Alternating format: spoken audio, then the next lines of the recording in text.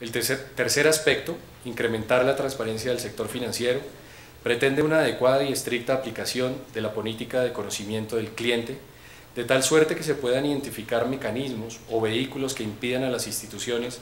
conocer de manera eficiente quién es su cliente, independientemente de que actúen a través de terceros, por ejemplo, de apoderados. Asimismo, la estrategia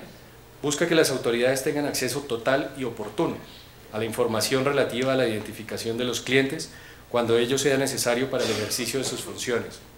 Pues esto incrementa la transparencia de las operaciones del sistema. De igual forma, se recomienda que las normas sobre secreto bancario no puedan erigirse como un obstáculo de acceso a la información por parte de las autoridades competentes para adelantar sus respectivas investigaciones. El cuarto y último postulado advierte la necesidad de propender por un marco normativo riguroso que impida que las ganancias derivadas del lavado de activos y la corrupción se puedan mover a través de las diferentes jurisdicciones. En este punto es de especial interés fortalecer la colaboración interinstitucional, así como la transnacional, de forma que se pueda generar un frente contra estos delitos de interés. La mencionada colaboración también resulta útil a la hora de compartir información y medios probatorios que permitan identificar los delitos y perseguirlos judicialmente. A este respecto se recomienda que las autoridades cuenten con suficientes y amplias facultades para acceder a la información sobre los registros financieros que constituyen los rastros del destino de las ganancias derivadas del lavado de activos y la corrupción. En opinión del GAFI, a través de la implementación eficaz de las recomendaciones para prevenir y controlar el lavado de activos y combatir el terrorismo, relacionadas con los temas que se acaban de detallar, se pueden generar condiciones aptas para luchar contra la corrupción y los delitos derivados y asociados a la misma. A propósito del auge a nivel internacional del tema de la lucha contra la corrupción, la Organización de Naciones Unidas se encuentra actualmente y durante este segundo semestre de 2011 adelantando la evaluación de la aplicación en Colombia de la Convención de Mérida, es decir, la Convención de Naciones Unidas contra la Corrupción del año 2003. Para el efecto, el país será evaluado por los estados partes de Nicaragua y Eslovenia, siendo el caso señalar que las entidades hoy aquí presentes ya hemos sido convocadas por la Cancillería para coordinar la propuesta al instrumento de evaluación. Esta coordinación interinstitucional es una clara demostración de que todas las instancias gubernamentales y la sociedad civil tenemos un compromiso y un rol activo en la lucha contra la corrupción. Regulación y la supervisión del sistema financiero, asegurador, bursátil y previsional. Como parte de esta alineación activa del país frente a esos referentes internacionales, el pasado 28 y 29 de julio de este año, el sector financiero y el sector real se dieron cita en la 11ª versión del Congreso Panamericano de Riesgo de Lavado de Activos y Financiación del Terrorismo, organizado por Asobancaria, donde estuvieron como expositores quienes me antecedieron en la palabra y donde la Superintendencia Financiera recordó al sector vigilado la necesidad de ampliar su visión hacia este espectro de utilización de las medidas de prevención antilavado para combatir la corrupción, a partir de las herramientas con las que hoy cuenta. La regulación sobre la prevención y control del lavado de activos para el sistema financiero en el decreto 1872 de 1992, primera versión del actual artículo 102 y siguientes del Estatuto Orgánico del Sistema Financiero, con base en la cual se expidieron los primeros instructivos por parte de las entonces Superintendencia Bancaria y Superintendencia de Valores. La primera normatividad tenía un enfoque prevalentemente de cumplimiento.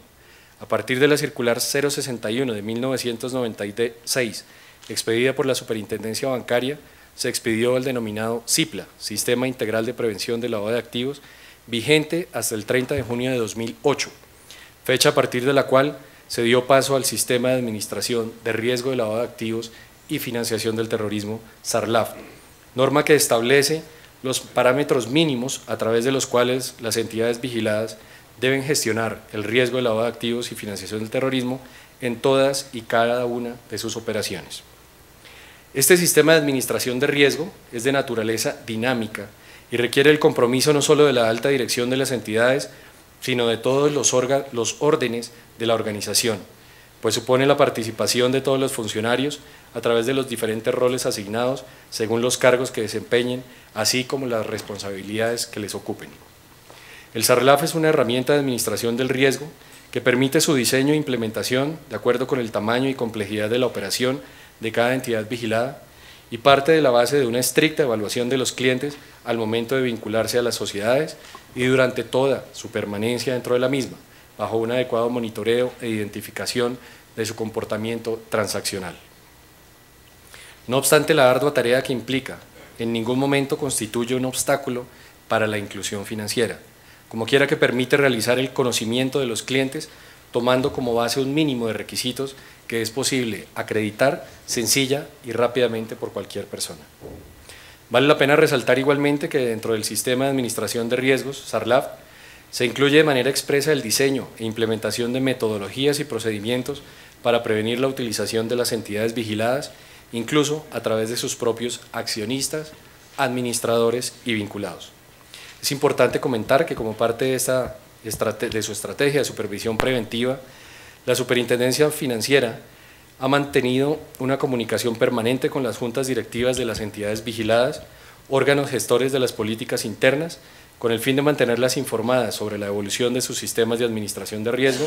al igual que con sus oficiales de cumplimiento, para compartirles la retroalimentación de sus reportes que le da la Unidad de Información y Análisis Financiero, UIAF, a la Superintendencia de manera periódica. Como la base de la prevención del lavado de activos es el conocimiento del cliente, lo que conlleva la identificación del origen de los recursos, deseo referirme particularmente cuando se trata de la administración de recursos públicos. A este respecto, mediante el Decreto 1525 de 2008,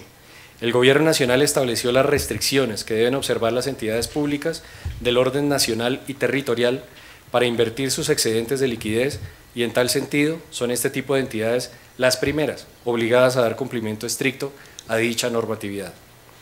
Por su parte, cuando una entidad vigilada identifique la contratación con una entidad pública o la celebración de contratos cuya fuente de recursos son públicos, estas deben agotar un mayor grado de diligencia en la gestión y manejo de los mismos, atendiendo estrictamente las condiciones pactadas en los respectivos acuerdos y en los términos de prestación de sus servicios, monitoreando constantemente la evolución de tales operaciones. Por eso el mensaje de la Superintendencia Financiera a las entidades vigiladas frente a su gestión es que acreditado el carácter público de los recursos, esto es, su origen lícito, no se pierda de vista el seguimiento que igualmente se debe hacer del comportamiento del respectivo cliente, aun cuando sea una entidad pública, individualizando a las personas autorizadas para disponer de esos recursos. Bajo este contexto, no sobra recordar ni perder de vista el rol que desempeña la Superintendencia Financiera de Colombia relativo al seguimiento a la adecuada aplicación e implementación de los sistemas de administración de riesgo y no a la verificación particular de las operaciones que se realizan con cada uno de los clientes, labor que es responsabilidad de los administradores y funcionarios de las entidades vigiladas. Una acción preventiva de este ente de control fue la expedición de la Carta Circular 55 el 31 de mayo del año 2011, mediante la cual se instó a las entidades vigiladas para que revisen, adopten y o refuercen dentro de su sistema de administración de riesgos las medidas relacionadas con la gestión de recursos provenientes de la contratación de entidades públicas, así como de las donaciones, recursos de ayuda humanitaria y de la reconstrucción destinados a la atención de la emergencia invernal, con el objeto de prevenir que los mismos se destinen para otras actividades, todo bajo el universo de administración de riesgo de lavado de activos y financiación del terrorismo que les corresponde. Igualmente, deseo comunicar a este auditorio, a sus asistentes y de forma coherente, que con la anterior medida, la Junta Directiva del Banco de la República, mediante resolución 4 del 29 de julio de 2011, atendió favorablemente la solicitud formulada por la Superintendencia Financiera de concederle facultades para suspender la operación de los intermediarios del mercado cambiario que según su evaluación tengan debilidades estructurales en sus sistemas de administración de riesgo. Tratándose de la prevención del riesgo de lavado de activos y de la financiación del terrorismo, esta facultad constituye una medida de supervisión ágil y efectiva para prevenir que fallas o debilidades en el SARLAF expongan en mayor grado a la entidad a ser utilizada directamente o a través de sus operaciones como instrumento para el lavado de activos o la canalización de recursos hacia la realización de actividades terroristas, o cuando se pretenda el ocultamiento de activos provenientes de dichas actividades. En este orden de ideas es importante recordar que la normativa para la administración del riesgo de lavado de activos y la financiación del terrorismo aplica a entidades del sector financiero, asegurador, previsional y bursátil sometidos a la inspección, vigilancia y control de esta superintendencia. Otra herramienta importante para mencionar en este espacio es el control a las denominadas personas expuestas públicamente o PEPs, entendido como los procedimientos más exigentes de vinculación de clientes y de monitoreo de operaciones de personas nacionales o extranjeras que por su perfil o por las funciones que desempeñen puedan exponer en mayor grado a la entidad al riesgo de lavado de activos, financiación del terrorismo y consecuentemente a la corrupción, por razón de su cargo, desde el que manejen recursos públicos o porque detenten algún grado de poder público. Si bien las instrucciones de la superintendencia ya están en el punto al que próximamente va a llegar el estándar de Gafi, al incluir a los PEPs nacionales, la limitante para su identificación en Colombia y otras jurisdicciones son las fuentes de información. Con el fin de facilitar esta identificación, sería oportuno que se asignara a alguna entidad pública la facultad de definir cuáles son estas personas, incluyendo información de quiénes son los representantes legales de las entidades públicas del orden nacional o local, los ordenadores del gasto, o en quiénes está delegada esta función o quiénes son las personas elegidas a las corporaciones públicas o son los altos dignatarios de las ramas del poder público. Lo anterior facilitaría la labor por parte de las entidades financieras y del público en general sobre las personas que administran recursos públicos o tienen incidencia sobre ellos. En estos términos, dejo expuesta la estrategia en la que ha venido trabajando la Superintendencia Financiera y hacia dónde enfoca parte de su esfuerzo, y reitero el compromiso en coadyuvar desde nuestra competencia para este objetivo común, que es la lucha contra el lavado de activos y la corrupción. Muchas gracias.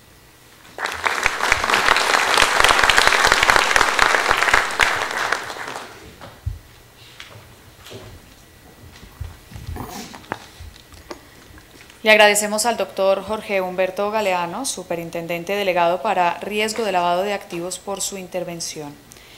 Luego de oír estas importantes intervenciones acerca de las estrategias institucionales frente al fenómeno del lavado de activos y la competencia prohibida, y luego de ser testigos de los diferentes puntos de vista de las instituciones y los organismos de control, los invitamos a una mesa redonda que pretende examinar cuáles son los vacíos operativos y legislativos que puede tener la gestión institucional,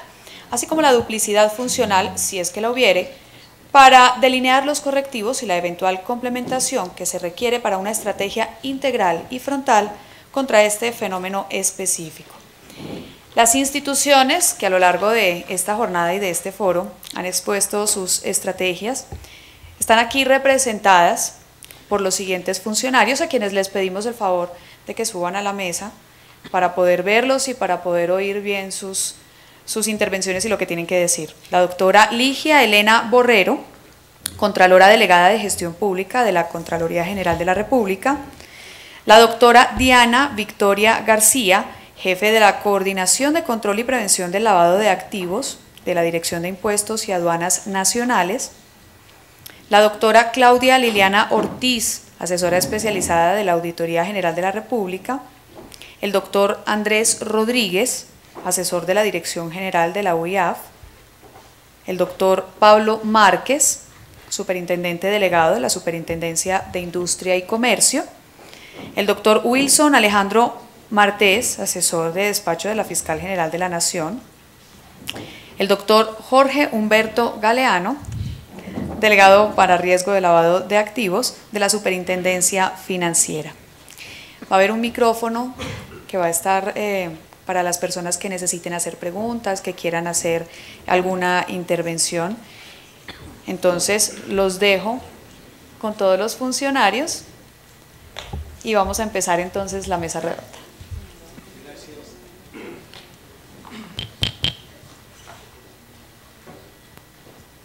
Ya está. Sí, ahí está. Gracias.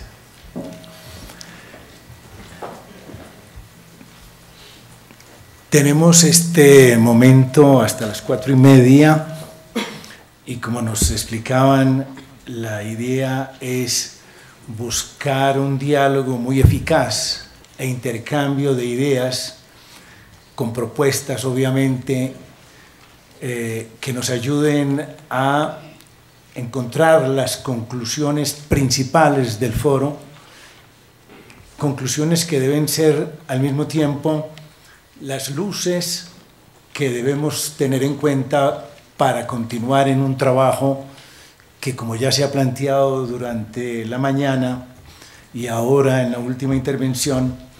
debe ser interinstitucional y debe ser un trabajo transdisciplinar, movilizador prácticamente de todas las instituciones. Entonces, vamos a tener intervenciones muy rápidas, digámoslo así, y vamos a señalar todos aquellos puntos estratégicos que hemos observado en la mañana y ampliando en algunos casos, ya que los expositores pues tampoco tuvieron demasiado tiempo y simplemente hicieron señales de los campos principales. Yo quisiera, antes de dar la palabra, hacer un señalamiento de tipo general. Cuando se trabaja en un país un tema tan complejo como este que hemos abordado en el día de hoy, pues debemos contextualizarlo al máximo. Obviamente que no tenemos tiempo para entrar en esa contextualización, pero ya tuvimos señales muy claras de hechos, por ejemplo, la intervención del director de la DIAN, etcétera, que nos muestran en qué tipo de sociedad estamos. Yo pienso que esta es una de las primeras grandes cosas que debemos tener presente, porque no estamos en un país desarrollado, estamos en un país en desarrollo, con unas características especiales que nos obligan a actuar también de forma especial, porque no toda esa normatividad internacional, como lo vamos a ver ahora en el detalle, que nos ofrecen, la podemos aplicar simplemente aquí, como se aplica con los mismos resultados, o esperar los mismos resultados que se aplicaran en Estados Unidos o en Francia. Colombia es un país con unas características especiales, en donde la mayor parte de la economía es de carácter informal, casi el 60%, donde hay unos índices de pobreza muy elevados, donde hay un gran desempleo, etc. Y hay consecuencias de aplicar unas normatividades tales como las que hemos estado señalando, se han estado señalando en el día de hoy. Entonces, este país tan especial merece que pensemos de forma también especial para poder diseñar una estrategia de carácter global y determinar qué aspectos son los claves, para no perdernos también en ese campo tan vasto e inmenso que hemos visto hoy y poder tener resultados tanto a corto plazo como a mediano y a largo plazo. Porque también tenemos una sociedad especial. Aquí en esta sociedad vemos una cultura y el tema es fundamentalmente cultural. Y el tema es de una cultura política y es de una cultura ciudadana y tenemos que hacer énfasis en la noción de ciudadanía y de ciudadanos. Y desde esa perspectiva entonces trabajar ciertos valores que la sociedad a veces no discute ni los tiene claros, ni las personas que tienen a su mando, digamos, las instituciones no tienen claros esos valores.